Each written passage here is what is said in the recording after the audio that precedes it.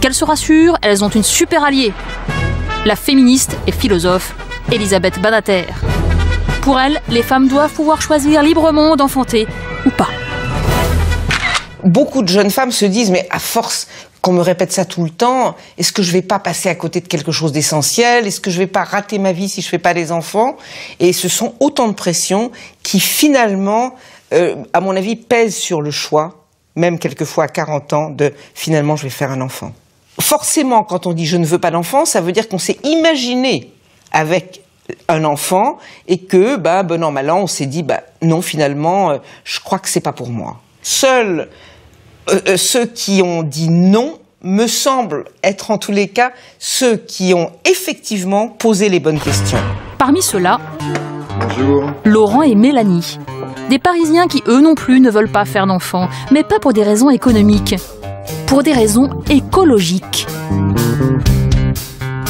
Ce qui me pose beaucoup de questions, c'est que le fait de faire un enfant est l'équivalent en impact écologique à une femme nigérienne qui va en faire une vingtaine. Moi, ça me pose réflexion, ça m'empêche quelquefois de dormir. Même vision pour sa compagne. On est beaucoup trop pour cette planète. La Terre, c'est comme si du coup, là, on est chez nous. Il y a, je sais pas, 45 mètres carrés. Là, on est 5 personnes. Mais demain, il y en aura 10, après, il y en aura 15, après, il y en aura 500, après, il y en aura 5000 et 10 millions. Je peux pas. La Terre, c'est la même taille, c'est comme une maison. Donc, du coup, c'est ça, ce n'est pas viable. Et c'est pas parce qu'on dit qu'on est antinataliste, qu'on est anti-humain ou anti-enfant. C'est justement, je pense que parce que je les aime, que je veux pas en avoir. C'est ça un peu le truc complexe que les gens ne comprennent pas.